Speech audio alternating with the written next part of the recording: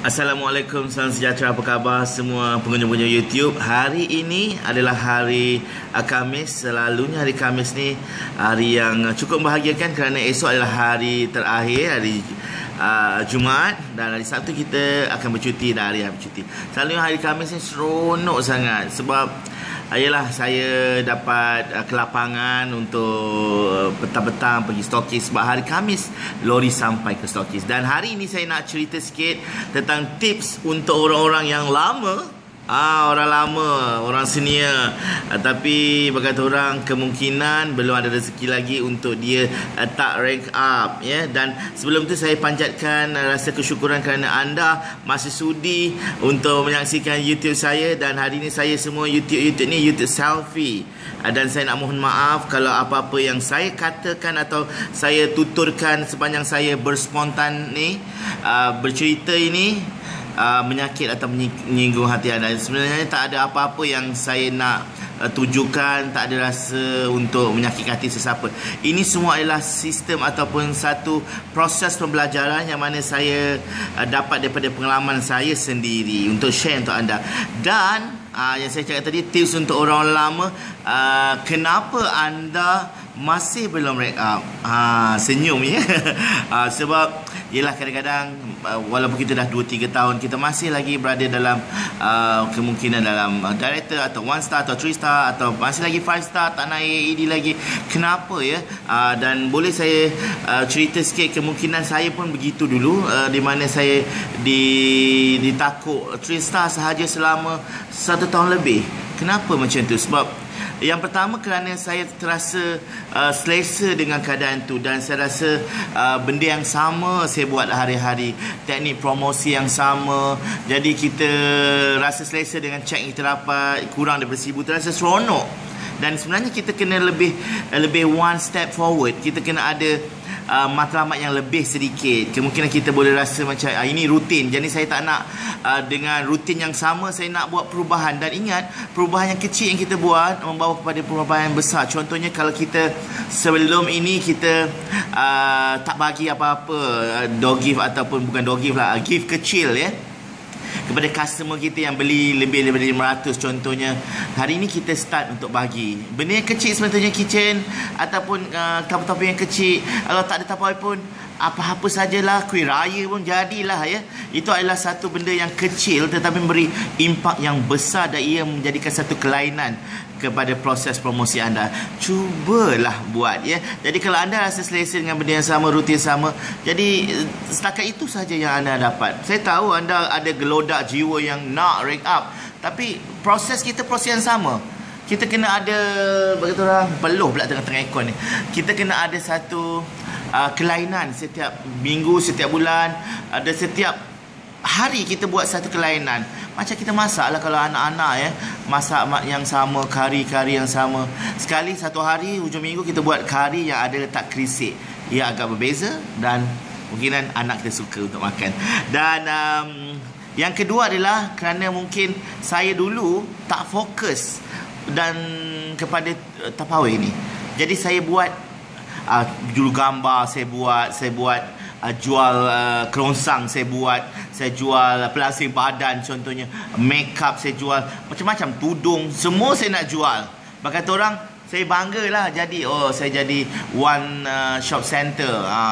Sebenarnya benda tu tidak berapa berkesan kerana kita tak dapat wujudkan kepakaran. Saya nak jadi seorang yang pakar dalam menjual dan dalam membina rangkaian dalam tapawai. Kenapa saya perlu ada MLM yang lain, ya? Memang MLM lain tu bagus, tapi kalau anda nak buat dia, biar buat fokus sehingga anda berjaya. Dan saya pun sebenarnya, kalau boleh, saya nak jual pelasih badan, ya. Saya kurus, saya boleh jual meniaga. Dan saya beranggapan bahawa Tapawai Brand adalah satu bisnes brand yang cukup teguh, dan tak pernah pun satu hari atau satu bulan saya termiss satu bulan punya cek. Setiap bulan mereka bagi cek. Itu yang kedua. Yang ketiga, kemudian saya masa itu dah selesa, saya tak nak buat apa-apa unit meeting. Saya tak nak, saya just SMS mereka, saya tak nak jumpa. Itu adalah kesilapan saya dulu. Saya tak nak buat pelaburan jumpa beramai-ramai. Dan kali ini saya nak buat setiap tahun InsyaAllah Team Power akan ada satu gathering besar, iaitu Family Day Team Power seperti mana yang kita buat pada tahun 2012 dan 2013 kita termiss. Tak apa, 2014 ni kita akan buat InsyaAllah ya. Jadi kalau anda buat unit meeting ni, anda jumpa mereka. Kalau anda yang jauh, tak apa, unit meeting sekarang boleh buat unit meeting dalam Facebook. Percayalah, unit meeting yang macam mana pun anda buat, kalau anda buat dalam Facebook pun, dia berkesan untuk downline anda. Kita ada bagi suntikan motivasi pada mereka. Dan ialah alasan-alasan macam downline kita jauh lah, downline kita tak takut semua. Jadi benda tu sebenarnya, downline jauh buat dekat WhatsApp, ada Facebook, ada Telegram dan macam-macam lagi. Itu sebenarnya adalah platform untuk kita berhubung. Jadi yang keempat, kenapa kita masih takut lawan? Sebab kita sendiri yang pilih benda tu. Kita yang nak keadaan tu berlaku. Bukan orang lain menentukan kita yang selesa, kita yang duduk, kita akan cakap cukuplah setakat 1 star, dapat 500 setiap bulan, cukuplah generator. Dalam hati kita tengok cek orang lain beribu-riban, kita rasa nak marah.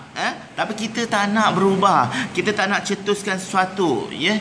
Jadi kalau orang lain cek, orang yang baru masuk cek banyak, jadi kita rasa macam alah, orang tak nak ngaku. Kaji balik, postmortem diri ya. Itu yang keempat, kena postmortem diri. Dan jangan rasa macam selesa atau kita nak tentukan hidup kita macam tu. Dan yang terakhir, iaitu yang kelima, kita sebenarnya tak nak fokus kepada recruit. Itu je sebenarnya rahsia. Yang terakhir ni, orang yang dengar YouTube saya ni, anda memang hebat. Anda tahu rahsia saya adalah recruit. Itu sahaja rekrut.